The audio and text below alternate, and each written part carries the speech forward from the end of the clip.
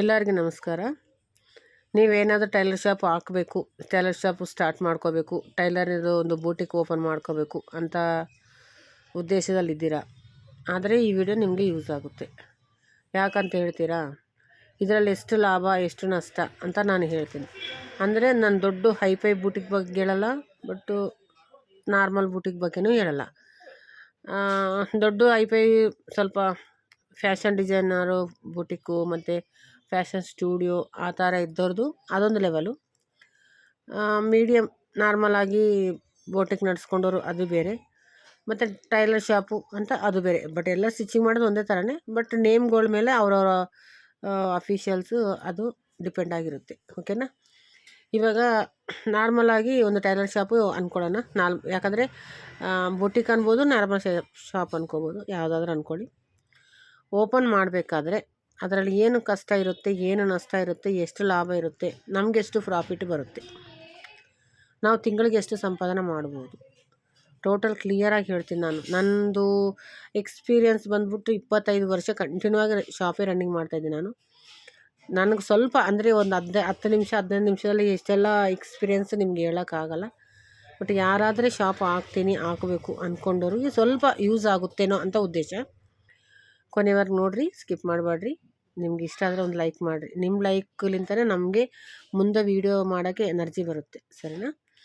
ಈಗ ವಿಡಿಯೋದಾಗ ಹೋಗೋದಾದರೆ ನಂದೇ ಹೇಳ್ತೀನಿ, ಬೇರೆಯವ್ರದ್ದು ಬೇಡ. ಯಾಕಂದರೆ ನಂದೊಂದು ಮಿಡಿಲ್ ಕ್ಲಾಸ್ ಫ್ಯಾಮ್ಲಿಗೆ ಅಂದುಬಾಟನಾಗಿರೋದು, ಅಂದರೆ ಅವ್ರಿಗೆ ಯೂಸ್ ಆಗೋಂಥದ್ದು ಶಾಪು. ಮಿಡಿಲ್ ಕ್ಲಾಸ್ ಫ್ಯಾಮ್ಲಿ ನನಗೆ ಕಸ್ಟಮರ್ಸು. ಓಕೆ, ಪೂರ್ತಿ ಬಡವರಿಲ್ಲ, ಪೂರ್ತಿ ಹೈಫೈ ಇಲ್ಲ, ಮಿಡಿಲ್ ಕ್ಲಾಸ್ ಫ್ಯಾಮ್ಲಿಗೆ ನನ್ನ ಶಾಪು ಯೂಸ್ ಆಗುತ್ತೆ. ಸೊ ಮಿಡಿಲ್ ಕ್ಲಾಸ್ನಲ್ಲೇ ಜಾಸ್ತಿ ಬ್ಲೌಸಸ್ಸು ಹೊಲಿಸೋದು. ಹೈಫೈ ಬುಟಿಕ್ನಲ್ಲಿ ಹೈ ಕ್ಲಾಸ್ ಅವರಿದ್ದವರೆಲ್ಲ ಫ್ಯಾಷನ್ಗೆ ಹೊಲಿಸ್ತಾರೆ, ಬಟ್ ಅದೊಂಥರ. ಬಟ್ ನಮಗೆ ಯೂಸ್ ಆಗೋಂಥ ಜಾಸ್ತಿ ಅಂದರೆ ಮಿಡಿಲ್ ಕ್ಲಾಸ್ ಫ್ಯಾಮ್ಲಿಗೆ ನನ್ನ ಶಾಪು ಯೂಸ್ ಆಗುತ್ತೆ. ನನ್ನ ಶಾಪಲ್ಲ, ನನ್ನಂಥ ಮ್ಯಾಕ್ಸಿಮಮ್ ಶಾಪುಗಳು. ಓಕೆನಾ.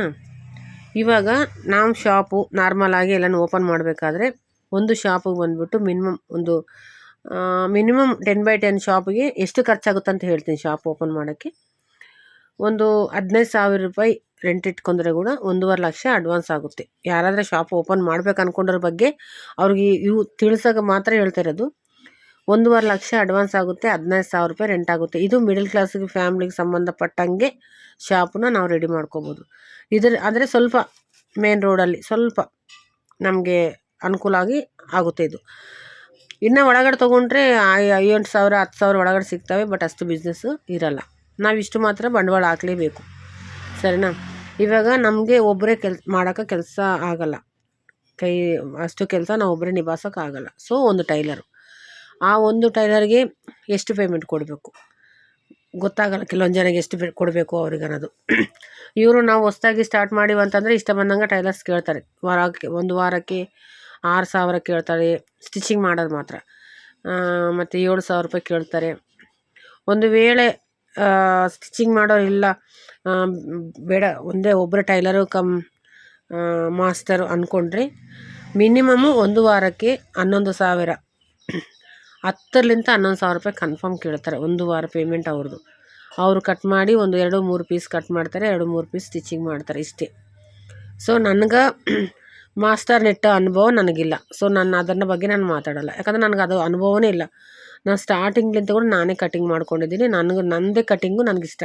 ಇನ್ನೊಬ್ಬರು ಕಟಿಂಗು ಒಂದು ಮಧ್ಯದಲ್ಲಿ ಸ್ವಲ್ಪ ಹೆಲ್ತ್ ಇಶ್ಯೂಸ್ ಬಂದು ಒಬ್ಬರು ಬಿಹಾರವ್ರನ್ನ ಇಟ್ಟಿದ್ದೆ ಮಾಸ್ಟರ್ನ. ಆ ಮಾಸ್ಟರ್ 36 ಬ್ಲೌಸ್ ಕಟ್ ಮಾಡಿದ್ದಾನೆ. ಅದರಲ್ಲಿ 1-2 ಮಾತ್ರ ಯೂಸ್ ಆಗಿದೆ, ಮಿಕ್ಕಿದೆಲ್ಲನೂ ನಮಗೆ ಸೌತ್ಗೆ ಸೆಟ್ ಆಗಂಗಿಲ್ಲ, ನಾರ್ತ್ಗೆ ಸೆಟ್ ಆಗಂಗಿದ್ದಾವೆ. ನಮ್ಮ ಸೌತು ಹೆಣ್ಮಕ್ಳಿಗೆ ಆ ಥರ ಬ್ಲೌಸಸ್ ಇಷ್ಟ ಆಗಲ್ಲ. ಸೊ ಅದು ನಾನು ಅಷ್ಟು ಲಾಸ್ ಮಾಡಿಕೊಂಡೆ. ಅದಕ್ಕೆ ನಾನು ಆವಾಗ ಮತ್ತೆ ಕೂಡ ಇವತ್ತು ಕೂಡ ನಾನು ಮಾಸ್ಟರ್ನ ಕೆಲಸಕ್ಕೆ ಇಟ್ಟಿಲ್ಲ. ಓಕೆ, ಟೈಲರ್ ಬಗ್ಗೆ ಮಾತಾಡಬೇಕಾದ್ರೆ ಟೈಲರ್ ನೋಡಿರಿ, ಸ್ಟಾರ್ಟಿಂಗಲ್ಲಿ ನಾವು ನಾರ್ಮಲ್ ಬ್ಲೌಸ್ಗೆ ನಾನು ತೊಗೊಳ್ಳೋದು ಹೇಳ್ತಾಯಿದ್ದೀನಿ. 500 ಚಾರ್ಜ್ ಮಾಡ್ತೀನಿ with lining. Okay, without lining 350, with lining 500, piping 550. Okay, ಇದರಲ್ಲಿ ನಮ್ಮ ಟೈಲರು ನಾರ್ಮಲು ಪೈಪಿಂಗ್ ಹಾಕಿದ್ರೆ ಕೂಡ ಪೈಪಿಂಗ್ ಹಾಕ್ಲಾರ್ದ ಕೂಡ ಹೊಲಿದ್ರೆ ಕೂಡ 6 ಪೀಸು ಸ್ಟಿಚಿಂಗ್ ಮಾಡ್ತಾರೆ, 6 ಬ್ಲೌಸ್ ಸ್ಟಿಚಿಂಗ್ ಮಾಡ್ತಾನೆ ಒಬ್ಬ ಟೈಲರು. ಒಂದು ಟೈಲರ್ 6 ಬ್ಲೌಸ್ ಸ್ಟಿಚಿಂಗ್ ಮಾಡಿದ್ರೆ ಸಾರಿ ಫಾಲ್ಸ್ ಬರ್ತವೋ ಬರಲ್ಲೋ ಗ್ಯಾರಂಟಿ ಇರಲ್ಲ. ಯಾಕಂದ್ರೆ ಕೆಲವೊಂದು ಜನ ಇವಾಗ ಎಲ್ಲರೂ ಅವರವರೇ ಮ್ಯಾಕ್ಸಿಮಮ್ ಮನೆಗಿದ್ದು ಹೆಣ್ಮಕ್ಳು ಅವರೇ ಹಾಯ್ಕೊಂತಾರೆ. ಕೆಲವು ಜನ ಮಾತ್ರ ಫಾಲ್ ಜಿಗ್ಜಾಗ್ ಕೊಡ್ತಾರೆ. ಸೊ ಅವಾಗ ಒಂದು ಫಾಲ್ ಜಿಗ್ಜಾಗ್ಗೆ 100 ರೂಪಾಯಿ ತೊಗೊತೀನಿ ನಾನು. 100, 120 ಪಾಲಿಸ್ಟರ್ ಲೈನಿಂಗು, ಸ್ವಲ್ಪ ಹೆವಿ ಲೈನಿಂಗ್ ಫಾಲ್ಸ್ ಹಾಕಿದರೆ 150 ಈ ಥರ ತೊಗೊತೀನಿ. ಓಕೆ, 100 ರುಪೀಸ್ ಅಂದ್ಕೊಂಡೆ ನಡೆಯೋಣ. ಓಕೆ, ಇವಾಗ 100 ರುಪೀಸ್ ಲೈನಿಂಗು ಫಾಲ್ಸು, ಸಾರಿ ಫಾಲ್ಸ್ ಜಿಗ್ಜಾಗು ಮತ್ತು ಒಂದು 500 ರೂಪಾಯಿ ಬ್ಲೌಸು. ಓಕೆನಾ, 600 ರೂಪಾಯಿ. 600 ರೂಪಾಯಿಗೆ 6 ಬ್ಲೌಸ್ ಸ್ಟಿಚಿಂಗ್ ಅಂದರೆ 6 ಬ್ಲೌಸ್ ಸ್ಟಿಚಿಂಗ್ ಮಾಡಿದ್ರೆ 5 × 6 3000 ರೂಪಾಯಿ ಆಯಿತು. ನಾನು ಟೈಲರ್ಗೆ ಎಷ್ಟು ಕೊಡ್ತೀನಿ ಅದರಲ್ಲಿ, ಒಂದು ಬ್ಲೌಸಿಗೆ ಪೈಪಿಂಗ್ ಹಾಕ್ಲಾರ್ದ 150 ಕೊಡ್ತೀನಿ. ಪೈಪಿಂಗ್ ಹಾಕಿದರೆ 180 ರೂಪಾಯಿ ಕೊಡ್ತೀನಿ. ಸರಿನಾ? ಇದರಲ್ಲಿ ಪ್ರಿನ್ಸಸ್ ಕಟ್ಟು ಬೇರೆ, ಕಟೋರ ಬೇರೆ ಇವೆಲ್ಲ ನಾನು ಇಡಲ್ಲ. ಯಾಕಂದರೆ ನನ್ನ ಹತ್ರ ಬರೋ ಟೈಲರ್ಸ್ ಎಲ್ಲ ಸ್ವಲ್ಪ ಹಾಫ್ ಟೈಲರ್ ಇರ್ತಾರೆ, ಫುಲ್ ಟೈಲರ್ ಅಂತ ಇಡಲ್ಲ. ಯಾಕಂದರೆ ಅವ್ರ ಕೆಲಸ ಹೇಳ್ಕೊಂಡು ಮೇನ್ ಟೈಲರ್ ಬಂದ್ರೂ ಅದೇ ರೇಟೇ ಕೊಡೋದು ನಾನು. ಅವ್ರು ಸ್ಟಿಚಿಂಗ್ ಮಾಡಿ ಐರನ್ ಮಾಡಿ ಓವರ್ಲಾಕ್ ಮಾಡಿ ಕೊಡಬೇಕು ನನ್ನ ಕೈಗೆ. ಯಾರು ಬಂದರೂ ನಾನು ರೇಟ್ ಫಿಕ್ಸು, ಇಷ್ಟಾದರೆ ಮಾಡಿರಿ ಇಲ್ಲಾಂದರೆ ಹೋಗ್ರಿ ಅಂತ ಹೇಳ್ಬಿಡ್ತೀನಿ ನಾನು.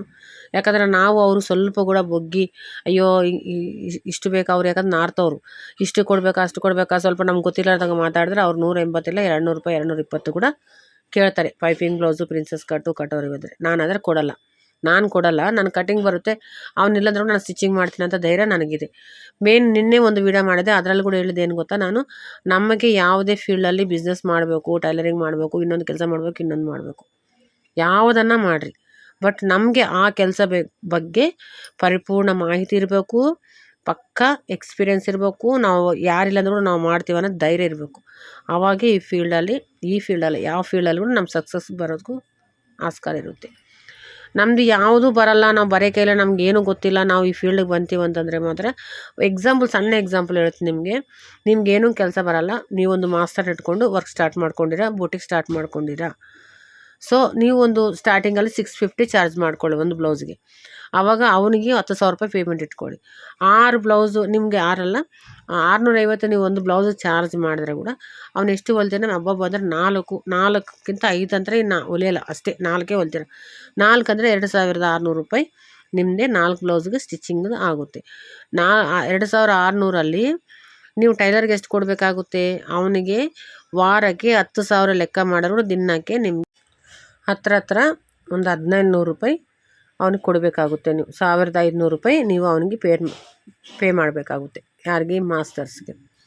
ಸೊ ಆವಾಗ ನಿಮಗೆ 2600 ರೂಪಾಯಿದಲ್ಲಿ 1500 ಮೈನಸ್ ಆದರೆ 1500 ರೂಪಾಯಿ ಮೈನಸ್ ಆದರೆ ನಿಮ್ಗೆ ಮಿಕ್ಕಿರೋದು 1600 ರೂಪಾಯಿ. ಅದರಲ್ಲಿ ಲೈನಿಂಗ್ ಎಷ್ಟು, ಶಾಪ್ ರೆಂಟ್ ಎಷ್ಟು, ಮತ್ತು ಥ್ರೆಡ್ಸ್ ಎಷ್ಟು, ಉಕ್ಸು ಹೆಮ್ಮಿಂಗ್ ಮಾಡೋರಿಗೆ ಇದೆಲ್ಲ ಎಷ್ಟು, ಇದೆಲ್ಲ ಕೌಂಟ್ ಮಾಡಿದ್ರೆ ನಿಮ್ಮಲ್ಲಿ ಏನು ಆಗಿ ನಿಮ್ಮ ಹತ್ರ ಬಂದು ಎಷ್ಟು ಮಟ್ಟಕ್ಕೆ ಮಿಕ್ಕುತ್ತಾ, ನಿಮ್ಗೆ ಎಷ್ಟು ಪ್ರಾಫಿಟ್ ಆಗುತ್ತೆ ಅನ್ನೋದು ಕೂಡ ನೀವು ಕೌಂಟ್ ಮಾಡ್ಕೋಬೇಕಾಗುತ್ತೆ.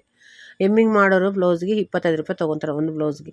ಆವಾಗ 4 ಬ್ಲೌಸ್ಗೆ 100 ರೂಪಾಯಿ ಹೆಮ್ಮಿಂಗಿಗೆ ಹೋಯ್ತು, ಮತ್ತು 1500 ಮಿಕ್ಕಿತ್ತು. 1500ರಲ್ಲಿ 15,000 ರೆಂಟ್ ಇಟ್ಕೊಂಡ್ರೂ ಕೂಡ ತಿಂಗಳಿಗೆ ದಿನಕ್ಕೆ ನಿಮ್ಗೆ 500 ರೂಪಾಯಿ ಬಾಡಿಗೆ ಬರುತ್ತೆ. 500 ರೂಪಾಯಿ ನೀವು ಬಾಡಿಗೆ ಕಟ್ಟಬೇಕು. ಮಿಕ್ಕಿದ್ದು ನಿಮಗೆ ಎಷ್ಟು ಮಿಕ್ಕುತ್ತೆ, 1000 ಮಿಕ್ಕುತ್ತೆ. 1000ದಲ್ಲಿ ನೀವು ಲೈನಿಂಗ್ಸು ತೆಗಿಬೇಕು. 4 ಮೀಟರ್ ಅಂದರೆ ಕೂಡ 4 ಮೀಟರ್ 1 ಮೀಟ್ರಿಗಂತೂ ಬ್ಲೌಸ್ ಆಗೋಲ್ಲ, 1 ಕಾಲು ಬೇಕು.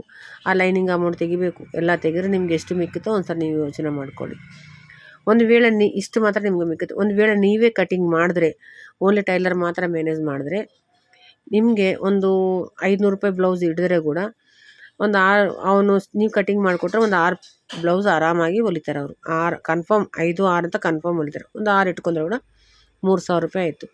3000 ರೂಪಾಯಿದಲ್ಲಿ ಅವರು 150 ಕೊಟ್ಟರೆ ಕೂಡ, ಒಂದು ಬ್ಲೌಸ್ಗೆ 150 ರೂಪಾಯಿ ಕೊಟ್ಟರೆ ಕೂಡ 750 ರೂಪಾಯಿ ಅವ್ರ ಪೇಮೆಂಟ್ ಹೋಗುತ್ತೆ. ಮಿಕ್ಕಿದ್ದು 2250ರಲ್ಲಿ 500 ರೂಪಾಯಿ ರೆಂಟ್ ತೆಗೆದ್ರೆ ಕೂಡ 1750 ರೂಪಾಯಿ ನಿಮ್ಗೆ ಮಿಕ್ಕಿರುತ್ತೆ. 250 ರೂಪಾಯಿ ಲೈನಿಂಗು ಮತ್ತು ಹೆಮ್ಮಿಂಗ್ ಮಾಡೋರಿಗೆ ಮತ್ತು ಥ್ರೆಡ್ಸು ಉಕ್ಸು ಎಲ್ಲ ತೆಗೆದ್ರೆ ಕೂಡ ನಿಮಗೆ ನಿಮ್ಮ ಅಮೌಂಟು, ನಿಮ್ಮ ಸ್ಯಾಲ್ರಿ ನಿಮ್ಗೆ ಮಿಕ್ಕುತ್ತೆ. ಆವಾಗ ನಿಮಗೆ 1500 ರೂಪಾಯಿ ನಿಮ್ಗೆ ಮಿಕ್ಕುತ್ತೆ ನೀವು ಕಟಿಂಗ್ ಮಾಡಿದ್ರೆ. ಆವಾಗ ತಿಂಗಳಿಗೆ ನಿಮಗೆ 45ರಿಂದ 50,000 ರೂಪಾಯಿ ಪ್ರಾಫಿಟ್ಟು ಆಗುತ್ತೆ, ನೀವು ಓನಾಗಿ ಮಾಡಿದ್ರೆ ಮಾತ್ರ, ನೀವು ಕಟಿಂಗ್ ಮಾಡಿದ್ರೆ ಮಾತ್ರ. ಅದಕ್ಕೆ ನಾನು ಹೇಳ್ತಿರೋದು ಏನಂದರೆ, ಇದರೆಲ್ಲ ಸುತ್ತಮುತ್ತ ನಾನು ಹೇಳೋದು ಒಂದೇ ಮಾತು, ನಿಮಗೆ ನೀವು ಕಟಿಂಗ್ ಕಲಿತು ಇರಬೇಕು. ನೀವು ಇನ್ನೊಬ್ಬರ ಮೇಲೆ ಡಿಪೆಂಡ್ ಆಗಬೇಡ್ರಿ. ಈಗ ಕಲ್ಕತ್ತಾ ಟೈಲರ್ಸ್ ಹೋಗಿದ್ದಾರೆ ಅಂದಮೇಲೆ ಎಷ್ಟು ಜನ ಪ್ರಾಬ್ಲಮ್ದಾಗಿದ್ದಾರೆ ಅನ್ನೋದು ಯಾವ ಟೈಲರಲ್ಲಿ ಶಾಪ್ ಮ್ಯಾನೇಜ್ ಮಾಡ್ತಾಯಿದ್ದಾರೆ ಅವ್ರಿಗೆ ಮಾತ್ರ ಗೊತ್ತಿರುತ್ತೆ. ಯಾಕಂದರೆ ನೀವು ಮನೆಯಲ್ಲಿ ಹೊಲಿಯೋರು ಸ್ವಲ್ಪ ವಿಲೇಜಲ್ಲಿ ಹೊಲಿಯೋರಿಗೆ ಅಷ್ಟು ಗೊತ್ತಾಗಲ್ಲ. ಬಟ್ ಸಿಟಿಯಲ್ಲಿ ಯಾರು ಟೈಲರ್ನ ಮತ್ತು ಇವ್ರನ್ನ ಯಾರನ್ನ ಮಾಸ್ತರ್ಗಳನ್ನ ಮ್ಯಾನೇಜ್ ಮಾಡ್ತಾಯಿದ್ದಾರೋ ಅವರೆಲ್ಲರಿಗೆ ಎಷ್ಟು ಕಷ್ಟ ಆಗ್ತದೆ. ನಾನು ಇನ್ಸ್ಟಾಗ್ರಾಮಲ್ಲಿ ನೋಡಿನಿ, ಕೆಲವೊಂದು ಜನ ಅಳ್ತಾ ಇದ್ದಾರೆ ಗೊತ್ತಾ. ಬುಕ್ಕಿಂಗು ನಿಲ್ಲಿಸಿಬಿಟ್ಟಿದ್ದಾರೆ, ಬುಕ್ಕಿಂಗ್ ಕೂಡ ತೊಗೊತಾ ಇಲ್ಲ. ಯಾಕಂದರೆ ನಾವು ಯಾವಾಗಲೂ ಕೂಡ ಇನ್ನೊಬ್ಬರ ಕಾಲ ಮೇಲೆ ನಿಂತಕ್ಕೆ ಪ್ರಯತ್ನ ಮಾಡಬಾರ್ದು. ನಮ್ಮ ಕಾಲ ಮೇಲೆ ನಾವು ನಿಂತರೆ ನಾವು ಸ್ಟ್ಯಾಂಡರ್ಡಾಗಿ ನಿಂದ್ರಕ್ಕೆ ಆಗುತ್ತೆ. ಇನ್ನೊಬ್ಬರ ಕಾಲ ಮೇಲೆ ನಿಂತರೆ ಎಷ್ಟೊತ್ತು ನಿಂತಿರ್ತೀರ? 1 ಅವರ್, 2 ಅವರ್, 1 ದಿನ 2 ದಿನ, ಆಮೇಲೆ ನಿಮಗೆ ಲಾಸ್. ಸೊ ಇದು ನನ್ನ ಅನುಭವ, ನಾನು ನಿಮ್ಗೆ ಹೇಳ್ತಿರೋದು. ನೀವು ತಿಂಗಳಿಗೆ ಒಂದು 45,000-50,000 ರೂಪಾಯಿ ಸಂಪಾದನೆ ಮಾಡ್ಕೋಬೇಕು, ನಾನು ಶಾಪ್ ಓಪನ್ ಮಾಡಬೇಕು ಅನ್ನೋ ಥಿಂಕ್ ಇದ್ದರೆ ನೀವು ಕಟಿಂಗ್ ಕಲಿತು ನೀವು ಬನ್ನಿರಿ. ಫೀಲ್ಡಿಗೆ ಬಂದುಬಿಟ್ಟು ನೀವು ಆರಾಮಾಗಿ ಕಟಿಂಗ್ ಮಾಡಿರಿ. ನಾನು ನಿಮಗೆ ಒಂದು ಆರಾಮಾಗಿ ಕಟಿಂಗ್ ಶಾಪ್ ಓಪನ್ ಮಾಡಿ ಆರಾಮಾಗಿ ಇದು ಮಾಡಿರಿ. ಇನ್ನೊಂದು ಸಣ್ಣ ಎಕ್ಸಾಂಪಲ್ ಹೇಳ್ತೀನಿ ನಿಮಗೆ. ಒಬ್ಬನು ಕಲ್ಕತ್ತಾದವನಿದ್ದಾನೆ, ಯಶವಂತಪುರ ಆ ಕಡೆ ನಮ್ಮ ಫ್ರೆಂಡ್ ಕಡೆ ವರ್ಕ್ ಮಾಡ್ತಾನೆ. ಅವ್ನು ಪಾರ್ಟ್ ಟೈಮ್ ಮಾತ್ರ ಮಾಡ್ತಾನೆ. ಪಾರ್ಟ್ ಟೈಮ್ ಆ ಥರ ಕೂಡ ಸಿಗ್ತಾರೆ ಜನಗಳು. ಪಾರ್ಟ್ ಟೈಮ್ ಮಾತ್ರ ಮಾಡ್ತಾರೆ. ಒಂದು ಬ್ಲೌಸ್ ಕಟಿಂಗ್ ಮಾಡಿದ್ರೆ 120 ರೂಪೀಸ್ ತೊಗೊತಾನೆ. ಆವಾಗ 2 ಬ್ಲೌಸು 1, 2, 3 ಕೊಡೋರಿಗೇನೋ 120 ತೊಗೊತಾನೆ. ಒಂದು ರೆಗ್ಯುಲರ್ ಕೊಡೋರು ಮಾತ್ರ 100 ರೂಪೀಸ್ ತೊಗೊತಾನೆ. ಆ ಥರ ಬೆಳಗಿಂದ ಸಂಜೆವರೆಗೆ ಒಂದು 10 ಪೀಸ್ ಅಂದರೆ ಕಟ್ ಮಾಡಲ್ಲ ಅವನು. ಮಿನಿಮಮ್ ಅಂದರೆ ಕೂಡ ಒಂದು 20-25 ಪೀಸು ಆ ಅಂಗಡಿಯಲ್ಲಿ, ಈ ಅಂಗಡಿಯಲ್ಲಿ, ಆ ಅಂಗಡಿಯಲ್ಲಿ ಅಂತ ಒಂದು 20 ಪೀಸ್ ಇಟ್ಕೊಂಡ್ರೆ ಕೂಡ ಅವನು ದಿನಕ್ಕೆ ಎಷ್ಟು ಸಂಪಾದನೆ ಮಾಡ್ತಾನೆ ನೋಡಿರಿ. 2,500 3,000 ಸಂಪಾದನೆ ಮಾಡ್ತಾನೆ ದಿನ. 3,000 ರೂಪಾಯಿ ಇಟ್ಕೊಂಡ್ರೂ ತಿಂಗಳು 90,000 ರೂಪಾಯಿ. 4 ವಾರ ತೆಗೆದ್ರೂ 75,000 ರೂಪಾಯಿ. ಇವಾಗ ITA ಜಾಬ್ ಓದಿದ್ರು ಕೂಡ ವೇಸ್ಟು. ನಾನು ಕೇಳಿದ್ರೆ ಆ ಥರ ಏನೂ ಬರಲ್ಲ. ಅವ್ರಿಗೆ ಎಜುಕೇಷನ್ ಇರಲ್ಲ. ಅವ್ರು ಒಂದು ಸೀಸರ್ ಹಿಡ್ಕೊಂಡು ಕಟಿಂಗ್ ಮಾಡ್ತಾರೆ ಪರ್ಫೆಕ್ಟ್ ಅಷ್ಟೇ. ಕಟಿಂಗ್ ಮಾಡಿ ಪಾರ್ಟ್ ಟೈಮ್ ಜಾಬ್ ಅವ್ರು ಮಾಡೋದೇ ಪಾರ್ಟ್ ಟೈಮ್ ಜಾಬ್. ಕೆಲವೊಂದು ಟೈಲರ್ಸ್ ಆ ಥರ ಕೂಡ ಸಿಗ್ತಾರೆ, ಪಾರ್ಟ್ ಟೈಮ್ ಜಾಬ್ ಮಾತ್ರ ಸಿಗ್ತಾರೆ. ಈ ಥರ ಸಂಪಾದನೆ ಮಾಡ್ತಾರೆ. ಆ ಥರ ಅವರೇ ಆ ಥರ ಮಾಡೋಕ್ಕಲ್ಕ ಬೇರೆ ರಾಷ್ಟ್ರದಿಂದ ಬಂದು ನಮ್ಮ ಜಾಗದಲ್ಲಿದ್ದು ನಮ್ಮ ಮುಂದೆ ಇದ್ದು ಇಷ್ಟು ಸಂಪಾದನೆ ಮಾಡೋಕೆ ನಾವು ಇಲ್ಲೇ ಇದ್ದು ಹೆಣ್ಮಕ್ಳಾದರೆ ಗಂಡ್ಮಕ್ಳಾದ್ರೆ ಹೆಣ್ಮಕ್ಳು ಕೂಡ ಫ್ಲೈಟ್ ಓಡಿಸ್ತಾರೆ ಇವತ್ತು ನಾಳೆ, ಹೌದಿಲ್ವಾ? ನಾವು ಒಂದು ಸೀಸರ್ ಹಿಡ್ಕೊಂಡು ಕಟಿಂಗ್ ಮಾಡೋಕ್ಕೆ ಏನು ಪ್ರಾಬ್ಲಮ್ ಹೇಳಿ? ನೀಟಾಗಿ ಕಲಿಯೋಕೆ ಏನು ಪ್ರಾಬ್ಲಮ್? ಕಟಿಂಗ್ ಮಾಡಿವಂದರೆ ಧೈರ್ಯ ಬರುತ್ತೆ ನಮಗೆ. ಕಟಿಂಗ್ ಮಾಡ್ತೀವಿ, ಕಟಿಂಗ್ ಮಾಡಿವಂದರೆ ಸ್ಟಿಚಿಂಗ್ ಮಾಡ್ತೀವಿ ಆಟೋಮೆಟಿಕ್ಕು. ಒಂದು 6 ತಿಂಗಳು ಸಾಕಷ್ಟೇ ನಾವು ಪ್ರಾಕ್ಟೀಸ್ ಮಾಡೋಕ್ಕೆ. ಒಂದು 6 ಮಂತ್ ಸಾಕು. 6 ಮಂತಲ್ಲಿ ನಾವು ಕಟಿಂಗ್ ಮಾಡಿಕೊಂಡು ನಾವು ಸ್ಟಿಚಿಂಗ್ ಮಾಡಿದ್ರೆ ಆಟೋಮೆಟಿಕ್ಕಾಗಿ ನೀವು ಒಳ್ಳೆ ಟೈಲರ್ ಆಗ್ತೀರಾ. ನೀವು ಕಟಿಂಗ್ ಯಾವತ್ತಿಗೂ ಬಿಡೋಕ್ಕೆ ಹೋಗ್ಬೇಡ್ರಿ. ಒಬ್ಬರು ನಮ್ಗೆ ಪರಿಚಯ ಇದ್ದಾರೆ, ಹೈದರಾಬಾದಲ್ಲಿ ಒಬ್ಬರು ಮೇಡಮ್ ಇದ್ದಾರೆ. ಅವರಿಗೆ ಇವಾಗ 67-68 ಇಯರ್ಸ್ ಇದ್ದಾರೆ. ಅವರು ಇವತ್ತು ಕೂಡ ಅವರೇ ಕಟಿಂಗ್ ಮಾಡ್ತಾರೆ. 6-7 ಪೀಸ್ ಕಟಿಂಗ್ ಮಾಡ್ತಾರೆ ಡೈಲಿ. ಸಾಕಲ್ವಾ? ಅವರು ಇನ್ನೇನು ಮಾಡ್ತಾರೆ? 6-7 ಪೀಸ್ ಅಂದರೆ ನಾನು ಒಂದು ಪೀಸ್ ಮೇಲೆ 200 ರೂಪಾಯಿ ಮಿಕ್ಕಿದ್ರು, 6 ಪೀಸ್ ಅಂದರೆ 1,200 ರೂಪಾಯಿ ಮಿಕ್ಕಿತಲ್ಲ ನಿಮಗೆ. ಎಲ್ಲ ಕಟಿಂಗು ಎಲ್ಲ ಸ್ಟಿಚಿಂಗ್ ಎಲ್ಲ ಹೋದ್ರೆ ಕೂಡ 200 ರೂಪಾಯಿ ಅಂತ ಮಿಕ್ಕಕ್ಕೆ ಸಾಧ್ಯ ಇಲ್ಲ, ಜಾಸ್ತಿನೇ ಮಿಕ್ಕುತ್ತೆ. ಬಟ್ ನಾನು ಹೇಳ್ತಿರೋದು ಎಕ್ಸಾಂಪಲ್. ಸೊ ನೀವು ಯಾರಾದರೂ ಶಾಪ್ ಹಾಕಬೇಕು ಆದರೆ ನೀವು ಫಸ್ಟು ಪರ್ಫೆಕ್ಟಾಗಿ ಕಟಿಂಗು ಸ್ಟಿಚಿಂಗ್ ಕಲೀರಿ. ಕಲಿತ ಮೇಲೆ ಈ ಫೀಲ್ಡಿಗೆ ಬನ್ನಿ. ನಂದೇನಾದ ನಾನು ಹೇಳಿದೆ ನಿಮಗೆ. ನಾನು ರೇಟ್ಗಳು ಹೇಳ್ತಾ ಇದ್ನಲ್ಲ, ಪೈಪಿಂಗ್ ಹಾಕಿ ಹೊಲಿದ್ರೆ 550, ಪ್ರಿನ್ಸಸ್ ಕಟ್ ಹೊಲಿದ್ರೆ 600, ಪ್ಯಾಡ್ ಇಟ್ಬಿಟ್ರೆ 700, 750, ಮತ್ತು ಯಾವನ ಪ್ಯಾಟ್ರನ್ಸ್ ಇಟ್ಟರೆ 900, 950, 1000, ಮಧುಬಾಲ 1200, ಸಾರಿ ಫಾಲ್ ಜಿಗ್ಜಾಗು 100 to 150 ಮಧ್ಯದಲ್ಲಿರುತ್ತೆ. ಈ ಥರ ಪ್ಲೇನ್ ಬ್ಲೌಸು 350 to 400. ಈ ಥರ ನಾನು ರೇಟ್ಸ್ ಇರ್ತವೆ. ಕಟೋರ ಮತ್ತು ಅದಕ್ಕೆ ಒಂದು 50 ರೂಪಾಯಿ, ನಾರ್ಮಲ್ ಬ್ಲೌಸ್ಗಿಂತ 50 ರೂಪಾಯಿ ಎಕ್ಸ್ಟ್ರಾ, ಪೈಪಿಂಗ್ ಇದ್ದರೆ 50 ರೂಪಾಯಿ ಎಕ್ಸ್ಟ್ರಾ. ಈ ಥರ ಈಗ ನಾನು ಮಾಡ್ತಾಯಿದ್ದೆ. ನನಗೂ ಜಾಸ್ತಿ ಪ್ರಾಫಿಟ್ ಇಲ್ಲ. ನಾನು ಕಟಿಂಗ್ ಮಾಡಿಲ್ಲ ಅಂದರೆ ನನಗೆ ಪ್ರಾಫಿಟ್ ಇಲ್ಲ. ಕಟಿಂಗ್ ಮಾಡ್ತೀನಿ, ಸೊ ನನಗೆ ಪ್ರಾಫಿಟ್ ಅಷ್ಟೇ. ನಾನು ಏನು ಕೇಳ್ತಾ ಇದ್ದೀನಪ್ಪ ಅಂದರೆ ನೋಡಿ, ಓವರ್ಲಾಕ್ ಥ್ರೆಡ್ ಹೋಗಿತ್ತು. ಎಷ್ಟೊತ್ತು ಕಷ್ಟ ಬಿದ್ದು ಓವರ್ಲಾಕ್ ಥ್ರೆಡ್ ನಾವೇ ಹಾಕಿದ್ದೀವಿ. ಓವರ್ಲಾಕ್ ಥ್ರೆಡ್ ಹಾಕೋಕ್ಕೂ ನಮ್ಮ ಲೇಡೀಸ್ ಟೈಲರ್ಸ್ಗೆ ಯಾರಿಗೂ ಬರೋಲ್ಲ. ಕಲಿಬೇಕು ಅದನ್ನು. ಕಲ್ತ್ಕೊಂಡ್ರು ನೋಡಿ. ನಮ್ಮ ಹತ್ರ ಒಂದು ಹುಡುಗಿ ನಾನಿಬ್ಬರು ಸೇರ್ಕೊಂಡು ಎಷ್ಟೊತ್ತು ಕಷ್ಟ ಬಿದ್ದು ಅದಕ್ಕೆ ಹಾಕಿವಿ. ನೀವು ವೀಡಿಯೋ ಮಾಡ್ತಿದ್ದಾಗನೇ ನಾನು ಅದಕ್ಕೆ ದಾರ ಹಾಕಿರೋದು ಎಲ್ಲನೂ ನಿಮ್ಮ ಮುಂದೆ ನಾನು ಮಾಡ್ತಾಯಿದ್ದೀನಿ. ಯಾಕಂದರೆ ಈಗ ಪೈಪಿಂಗ್ ತೆಗೆದು ತೋರಿಸ್ತಾ ಇದ್ದಾಳಲ್ಲ, ಪೈಪಿಂಗ್ ತೆಗೆದಿದ್ದಾಳೆ ನೋಡಿರಿ, ಥ್ರೆಡ್ ಪೈಪಿಂಗ್ ತೆಗೆದಿದ್ದಾಳೆ. ಈ ಥರ ಪ್ರಾಕ್ಟೀಸ್ ಮಾಡ್ತಾಯಿದ್ರೆ ಗೊತ್ತಿಲ್ಲ, ಫ್ಯೂಚರಲ್ಲಿ ಇವರು ಕೂಡ ಒಳ್ಳೆ ಟೈಲರ್ ಆಗ್ಬೋದು.